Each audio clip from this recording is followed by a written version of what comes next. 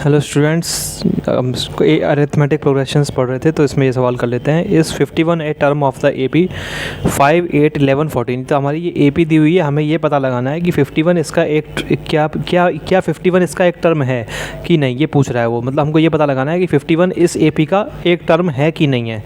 कुल मिला के कहने का मतलब ये है कि इस AP के कहीं आगे जाके 51 आएगा कि नहीं आएगा, ये हमें पता लगाना है। ठीक है, तो स्टूडेंट्स अगर आपने मेरे चैनल को सब्सक्राइब नहीं किया तो चैनल को सब्सक्राइब कर लीजिए और वीडियो को लाइक कर दीजिए। तो देखो, इस टाइप के सवालों को कैसे करते हैं, हम मान लेंगे कि 51 जो है कोई आरथ टर्म है। ठीक है, आरथ या nth मान लेंगे। वैसे मैंने आपको पिछली वीडियो में बताया था आरथ मानना सही रहता है क्योंकि n तो फॉर्मूले में ही आ जाता है। ठीक है, तो फार्मूला हमारा क्या होता है, Tn = a + n - 1 d, ये फार्मूला होता है। ठीक है, तो हमने क्या लिख लिया, 51 को मान लेती हैं, चलो ठीक है ना, कि वो कोई आरथ टर्म है। अच्छा, एक चीज़ समझो आप, जैसे कोई भी AP होती है हमारी, जैसे कि यही AP है ना, जैसे 5, 8, 11, 14 चलती आ रही है। तो ये कौन सी टर्म है, ये पहली टर्म है। ये कौन सी टर्म है, ये दूसरी। ये कौन सी टर्म है, तीसरी। ये कौन सी है, चौथी टर्म है। ठीक है, तो ये कौन सी हुई हमारी, ये हमारी पहली टर्म हो गई। तो इसको हमने क्या कहा, इसको हमने दूसरी टर्म कहा, इसको हमने दूसरी टर्म कहा। इसको हमने ये तो नहीं कहा कि ये 1.5 टर्म है। ठीक है, 1.5वीं टर्म है। ठीक है, ऐसे तो नहीं कहा। या हमने ये नहीं कहा कि ये हमारी क्या है, 1/3/4 टर्म है, नहीं कहा ना।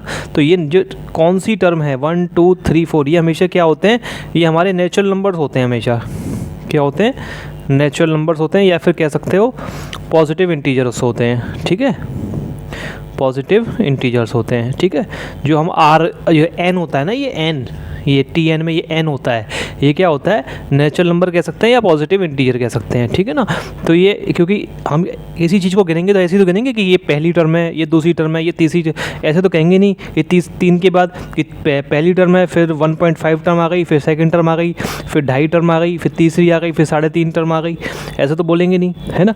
1 के बाद दूसरी टर्म आएगी, दूसरी के बाद तीसरी आएगी।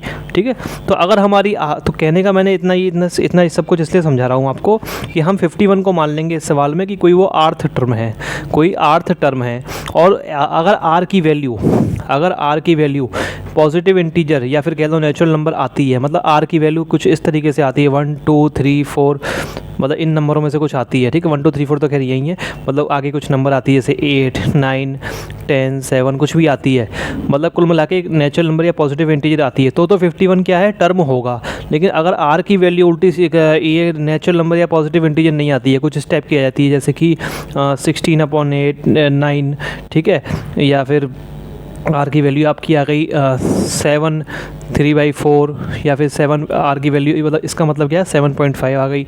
मतलब कुल मिला के नेचुरल नंबर या पॉजिटिव इंटीजर नहीं आई तो फिर हमारा क्या है, 51 इसका टर्म नहीं होगा। ठीक है, इसी तरीके से इस सवाल को हम सॉल्व करते हैं। तो पहले हम मान लेंगे कि let 51 be the rth term of the given AP। ठीक है, मान लेते हैं कि 51 क्या है, आरथ टर्म है गिवन AP का। ठीक है, तो TR क्या है, 51, फॉर्मूला लगा देंगे। यहाँ पे क्या होता था, a + n - 1 d होता था, n की जगह r हो जाएगा बस। ठीक है, तो a + r - 1 d = 51। अच्छा, a कितना है, 5, 8, 11, a हमारा 5 है तो हमारा हो जाएगा 5 + r - 1 d क्या है हमारा, 8 में से 5 घटा दो 3 है, = 51। ठीक है, और सॉल्व करते जाएंगे इसको, 5 + 3r - 3 = 51। ये 5 - 3 हमारा हो जाएगा 2, और +3r = 51, और 3r हमारा हो जाएगा 51 में से 2 जाएंगे तो 49 बचेगा। इस 2 को उधर भेज दिया, माइनस का हो गया, 51 में से 2 गए, 49 बचा। ठीक है, और r हमारा हो गया 49/3। ठीक है, r हमारा हो गया 49/3 हो गया। ठीक है, अब इसको कैसे सॉल्व करेंगे, r ये 3 बन जा 3, ये तो जान ही रहा इससे। ठीक है, तो कुल r की वैल्यू आपकी आ जाएगी, 49 को 3 से डिवाइड करके देख लिए,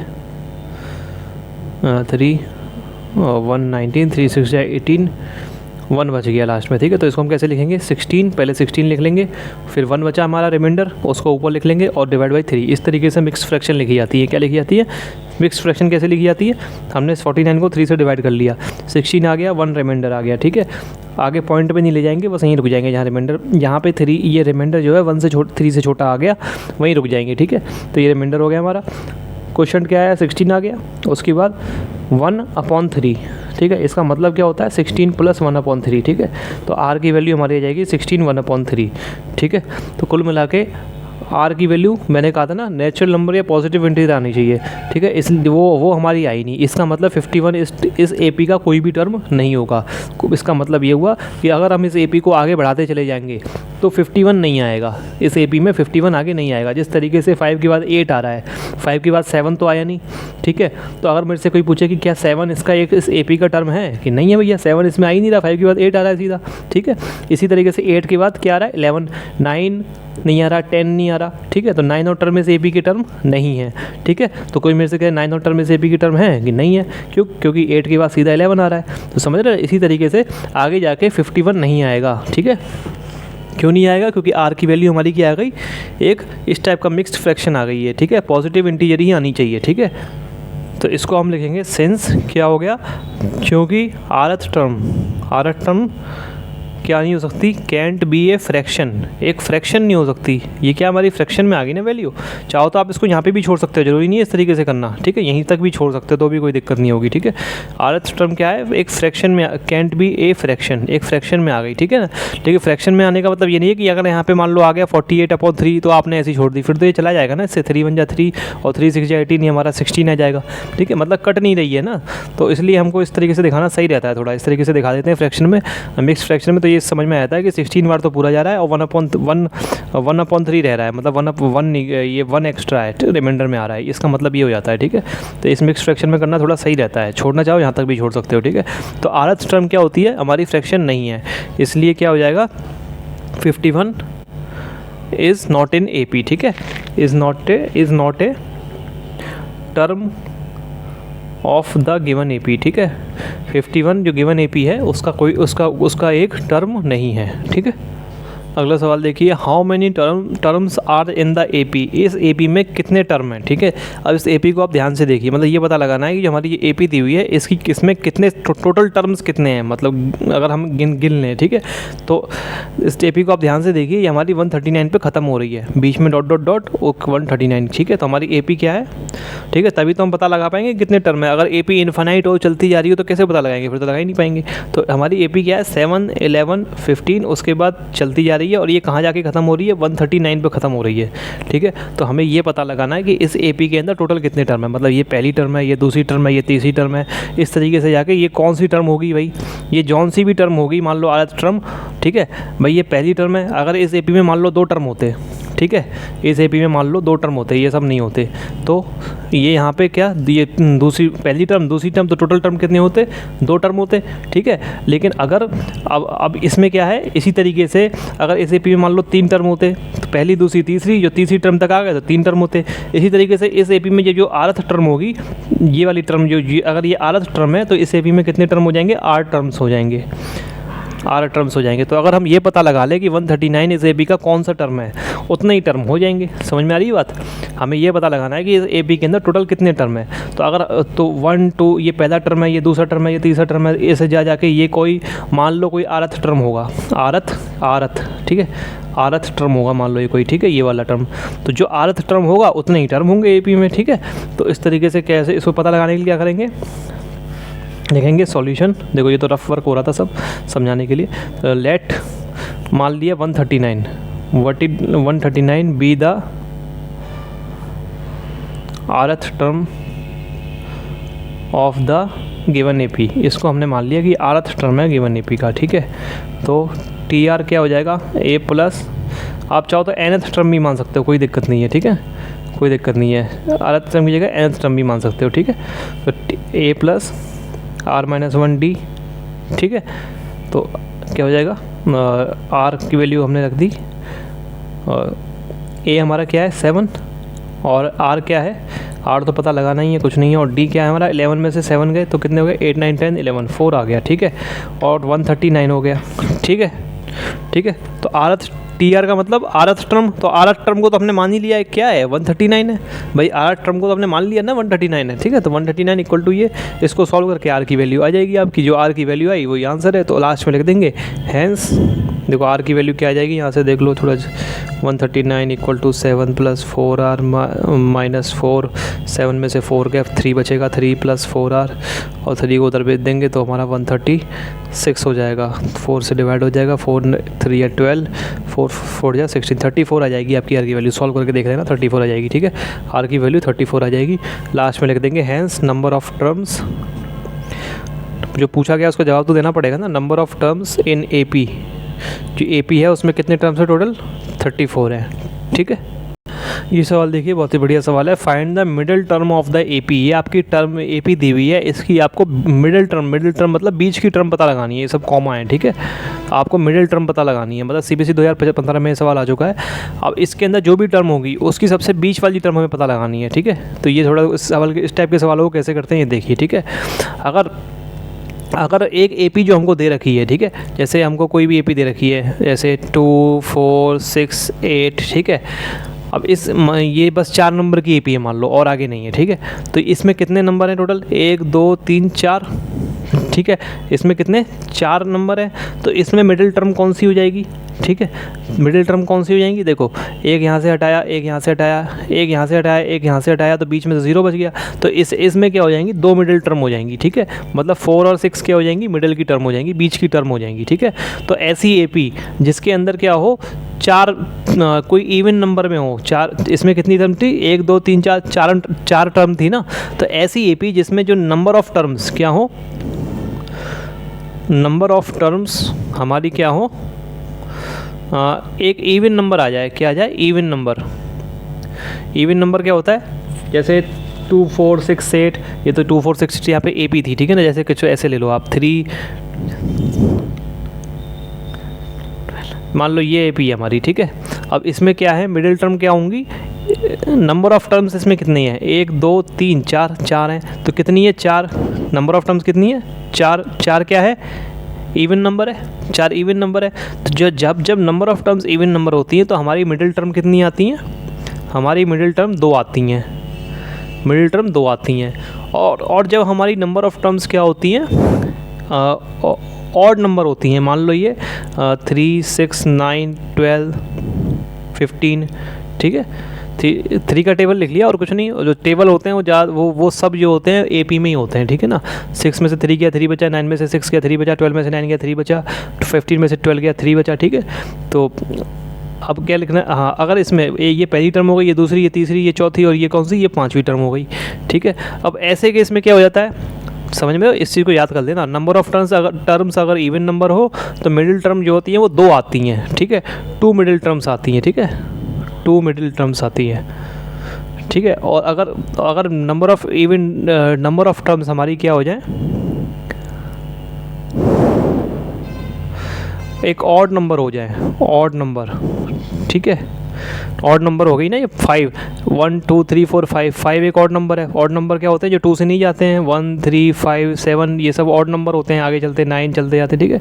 तो ये क्या हो गया, एक ऑड नंबर हो गया। ऐसे केस में क्या होता है, मिडिल टर्म जो होती है वो 1 आती है, कैसे, 1 हटाया पीछे से, 1 हटाया, 1 और हटाया, 1 और हटाया, लास्ट में क्या बचा, बीच में 1 बच गया, मतलब 9 बच गया।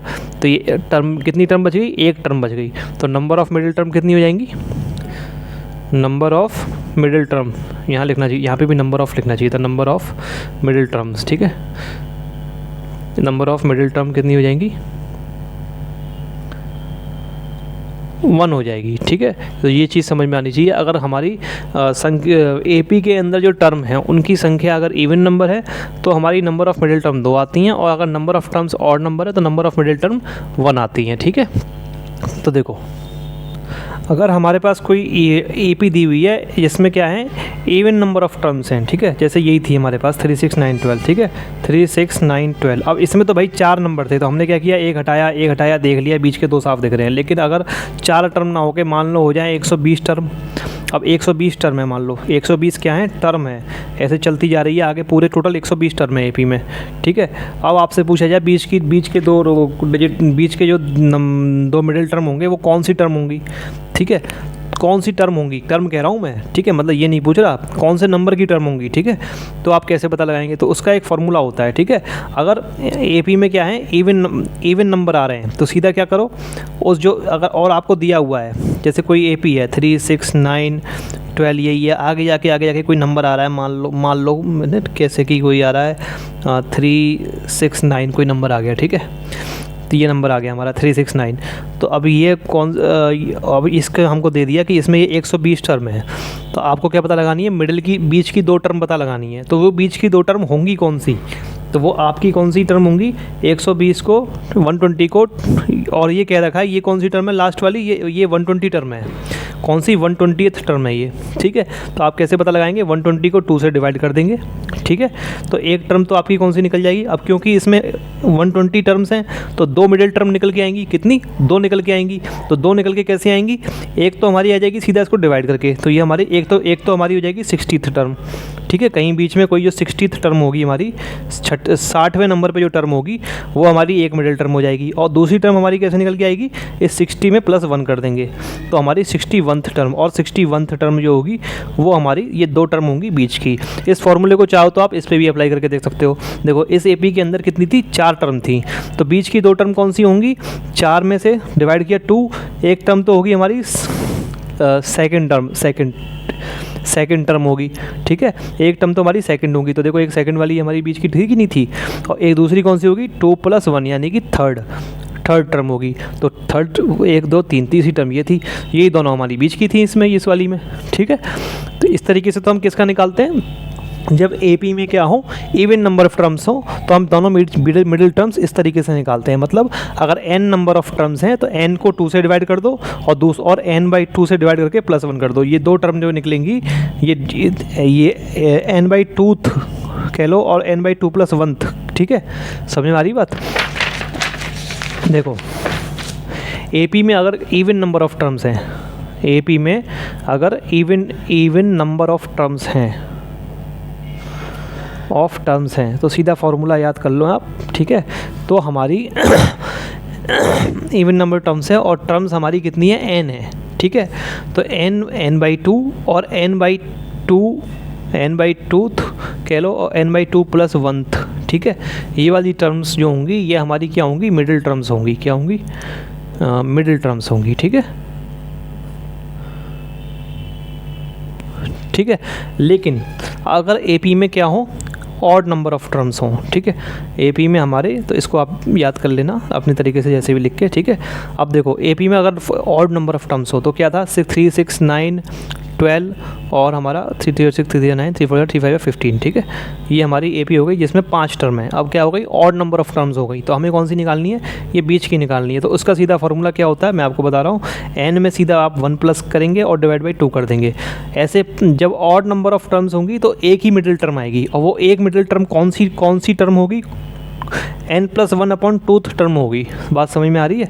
तो मतलब इसमें अगर मुझे निकालनी हो तो कौन सी अगर मुझे ये अब दिख रही है साफ कि 5 टर्म है, ठीक है। ये लास्ट वाली कौन सी, 5th टर्म है, तो टोटल कितनी टर्म हो गई, 5 टर्म हो गई, ठीक है। और मुझे इसमें बीच की टर्म निकालनी है, तो ये छोटी सी एपी है, मैं देख के निकाल लूँगा ये बीच की है। अगर ये एपी बहुत लंबी हो जाए आपकी, मान लो इसमें आ जाए 389th टर्म आ जाए लास्ट वाली, तो 389 आ गया, 389 क्या, ये 389 क्या हो गया, ऑड नंबर हो गया, ऑड नंबर हो गया। जिस तरीके से 5 यहाँ पे ऑड नंबर था। फिर आप बीच की टर्म कौन सी भी टर्म होगी ये कैसे निकालेंगे, तो वो आपकी n+1/2 टर्म होगी। अगर ये फॉर्मूला इसमें अप्लाई करें तो देखो क्या हो जाएगा, 5 + 1/2 यानी कि 6/2 यानी कि थर्ड। तो तीसरी टर्म जो होगी इस एपी की वो क्या होगी, बीच की टर्म होगी। तो पहली टर्म ये रही, दूसरी ये रही और तीसरी यही है बीच की, ठीक है। और इसमें अप्लाई करें तो क्या हो जाएगी, 389 + 1/2 यानी कि 390/2। तो कितना हो जाएगा, ये 2 5 5 10 5 9 45 4 carry 5 3 15 16 17 18 19 195th term, 195th term. अगर किसी एपी में 389 क्या है और टर्म्स हैं टोटल, क्योंकि 389 क्या है, एक ऑड नंबर है, तो हम कौन सा फॉर्मूला अप्लाई करेंगे, एक ही मिडिल टर्म आएगी, और वो मिडिल टर्म कौन सी भी टर्म होगी वो हमारी आ जाएगी इस फॉर्मूले से, क्या आ जाएगी, 195th टर्म होगी, ठीक है। इसी तरीके से जो भी हर एपी का निकाल सकते हो। तो कुल मिला के फॉर्मूला ये होता है, अगर एपी में हमारे क्या हो, ऑड नंबर ऑफ टर्म्स हों, ऑड नंबर ऑफ टर्म्स हों, ठीक है, और उन ऑड नंबर ऑफ टर्म्स की संख्या कितनी हो, n हो हमारी, ठीक है, n हो, ठीक है। तो हमारा जो मिडिल टर्म आ जाएगी वो कौन सी आ जाएंगी, मिडिल टर्म्स हमारी, मिडिल टर्म एक ही आएगी ना, मिडिल टर्म हमारी एक आएगी और वो कौन सी होगी, n+1 अपॉन टूथ टर्म होगी। अच्छा अब इसमें ध्यान दें, यहाँ पे n+1 अपॉन 2 है और यहाँ पे n/2 + 1 है, इन दोनों में कंफ्यूज मत हो जाना, ठीक है। यहाँ पे क्या है, n को 2 से डिवाइड कर रहे हैं, बाद में 1 जोड़ रहे हैं, और यहाँ पे n में पहले +1 कर रहे हैं, बाद में फिर उस पूरे को 2 से डिवाइड कर रहे हैं, ठीक है। इस नीचे डिवाइड का अंतर है, ये पूरे में एक में और एक में केवल इतने में है, ठीक है। तो इसमें क्या है, n केवल n को पहले 2 से डिवाइड किया, फिर 1 क्लेस किया, और इसमें क्या हो रहा है, n+1 डिवाइड बाई 2 हो रहा है। तो कन्फ्यूज़ होने की जरूरत नहीं है, दोनों चीज़ें अलग अलग हैं, ठीक है, ये समझाने के लिए। तो इस फॉर्मूले को आप याद करें, इसी से ये सवाल बनेगा, ठीक है। अब सवाल की तरफ आ जाते हैं। तो ये हमारा सवाल है, ठीक है। अब इसमें हमें क्या पता लगाना है, मिडिल टर्म पता लगाना है कि इस एपी का मिडिल टर्म कौन सा होगा, ठीक है। तो मिडिल टर्म पता लगाने के लिए पहले क्या पता होना चाहिए मेरे को कि इस एपी में टोटल नंबर ऑफ़ टर्म्स कितने होंगे। मतलब पहले ये तो पता लग जाए कि इस एपी में टोटल टर्म हैं कितने, ठीक है। तो जो टर्म होंगे हमारा, मान लो इस टेपी में मान लो n टर्म आ गए, तो अगर n हमारा इवन नंबर आता है, अगर n हमारा इवन नंबर आता है तो 2 टर्म आ जाएंगे, n/2 टर्म आ जाएगा और n/2 + 1 टर्म आ जाएगा, ठीक है। और फिर उनको निकाल लेंगे, वो n/2 टर्म कौन सा आएगा या n/2 + 1 कौन टर्म, और n हमारा ऑड नंबर आता है तो ये इस तरीके से निकाल लेंगे, ठीक है। तो देखो अब टोटल टर्म है कितने वो पता लगाने के लिए कैसे पता लगाएंगे, मान लेंगे, ये मान लो, इसी को मान लेंगे nth टर्म में, ये क्या है, nth टर्म है, ठीक है। ये लास्ट वाली टर्म जो है ये nth टर्म है, और ये पहली टर्म हो गई, ये दूसरी, ये लास्ट वाली टर्म हमारी क्या हो गई, nth टर्म हो गई। तो कैसे लिखेंगे, देखो, let 37 be the nth term of the given AP, ठीक है। 37 को क्या मान लिया, गिवन एपी का nth टर्म मान लिया। तो क्या हो जाएगा, Tn हमारा फॉर्मूला होता है, क्या होता है, a + n-1d। अच्छा, n की nth टर्म मान लिया, ठीक है। आप चाहो तो rth टर्म भी मान सकते हो, कोई दिक्कत नहीं है, ठीक है। इसमें nth टर्म मान लिया क्योंकि टोटल टर्म क्या है, n ही है, ठीक है। और तो Tn = a + n-1d, और a हमारा क्या हो जाएगा, a हमारा पहला टर्म है 213 + n-1 कितना हो जाएगा, n तो हमें पता लगाना ही है, कुछ नहीं होगा, ठीक है।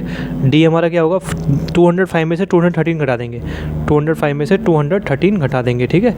तो चाहो तो यहीं लिख लो, 205 - 213 ऐसे लिख लो, ठीक है। और Tn मतलब nth टर्म हमने क्या माना है, 37 माना है, तो ये हमारा 37 हो गया, ठीक है। इसको सॉल्व कर लेंगे, n की वैल्यू निकाल लेंगे यहाँ से, तो 30 यहाँ से हो जाएगा, 37 हमारा ये आ गया, 37 हमारा आ गया 213 प्लस n-1, ये हो गया, माइनस का क्या बचेगा, 5 जोड़ो 5 10 हो जाएगा, और 6 7 8 माइनस का 8 बचेगा, ठीक है। और सॉल्व कर लेंगे तो 213 प्लस -8 से मल्टीप्लाई होगा तो क्या हो जाएगा, माइनस का 8n और प्लस 8 हो जाएगा, ठीक है। माइनस का 8n और प्लस 8, हाँ सही है। इस -8n को 37, इस -8n को इधर इस साइड ले आएंगे और 37 को उस साइड भेज देंगे, ठीक है। तो 8n जब इस साइड आएगा तो क्या हो जाएगा, उधर हो जाएगा 213 + 8 -37, ठीक है, ये हो जाएगा। अब इनको कर लेंगे हम कैलकुलेट, क्या हो जाएगा, ये 213 में से 8 जोड़ें और 37 घटा दें, तो 213 में पहले 8 जोड़ लेते हैं, 9 10 11 1 बच गया, और इधर 221 हो गया, ठीक है। और 227 में से हमने 37 घटा दिया, 8 9 10 11 4 बच गया इधर, और 11 में से 3 गया, 11 10 9 8 बच गया, ठीक है। और 184 हो गया, 9 10 11 12, हाँ 184 हो गया, ठीक है। तो 184 बच जाएगा, तो 8n मेरा क्या बच जाएगा, 184 बच जाएगा। और n हमारा क्या आ जाएगा यहाँ से, 184 डिवाइड बाई 8, 8 2 16, 8 3 24, तो n मेरा क्या आ जाएगा, 23। इसका मतलब जो 37 है हमारा, ये कौन सा टर्म है, 23rd टर्म है। कौन सा टर्म है ये, 23rd टर्म है, ठीक है। तो 23rd टर्म है, इसका मतलब क्या हो गया, देयरफॉर लिख दो, चाहो तो लिखना चाहो तो 37 इज़ क्या है, 37, हाँ 37 is 23rd term of the AP, ठीक है। ये हमारा 23rd टर्म है। और 23 क्या आया, ये 23rd टर्म मतलब टोटल टर्म कितने हो जाएंगे, इसका मतलब क्या हो गया, टोटल नंबर ऑफ टर्म्स कितने हो जाएंगे हमारे, टोटल नंबर ऑफ टर्म्स और number of terms in AP A B में टोटल नंबर ऑफ टर्म्स कितने हो जाएंगे? 23 हो जाएंगे भाई। जो लास्ट टर्म जो लास्ट टर्म जौन सा भी टर्म होता है उतने ही नंबर ऑफ टर्म्स हमारे हो जाते हैं। तो लास्ट टर्म हमारा 23rd टर्म है तो 23 टर्म्स हो गए पूरे, ठीक है। तो टोटल नंबर ऑफ टर्म्स कितने हो जाएंगे ए बी में? 23 हो जाएंगे। 23 क्या है भैया? ऑड नंबर है। फॉर्मूला क्या था ऑड नंबर का? जब ऑड नंबर हो तो क्या होता है? ऑड नंबर ऑफ टर्म्स हो तो हमारा मिडिल टर्म क्या होती है? n+1/2 टर्म होती है, ठीक है।